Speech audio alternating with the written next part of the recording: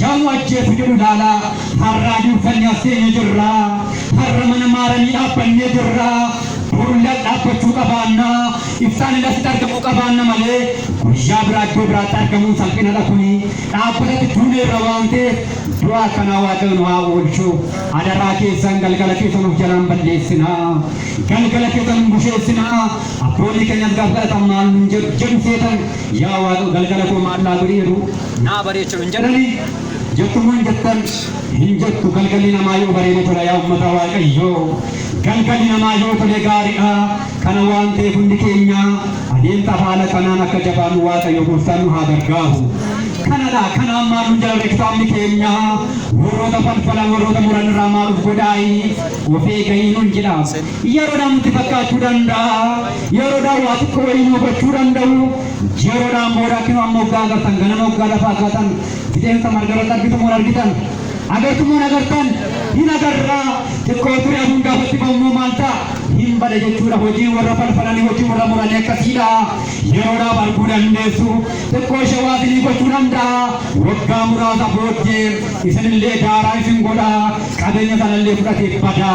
kanaa waan badu duukaa hin bu'inaa waan hin bane duukaa haa buunu waan hafu duukaa hin bu'inaa waan hin hafne duukaa haa buunu kana goone akka akkamii waaqayyoon nu haa gargaaru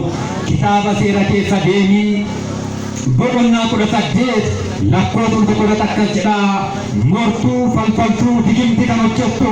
afura xuraa'oo kan waamtu xonqaayii eekkeraa kan dubbistu isaan isin jibbuute maal hin ta'in jedha hin argamini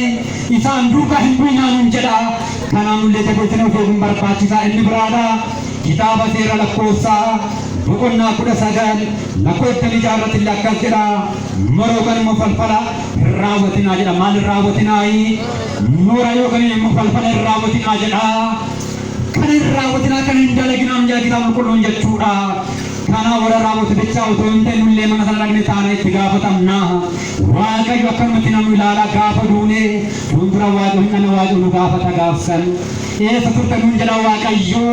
eessa dhaabbatte nuun jedha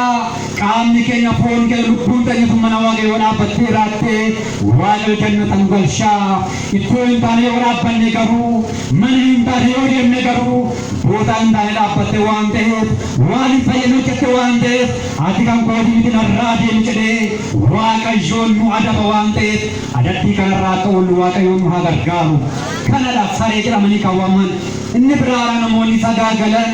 namoonni ejjenillee maa jedhamu saree jedhamu jechuudha kurna abboonni waaqayyo keessa tokkoon maa jedha seetan hin sagaagalinaa nu jedha maaliin godhinaayi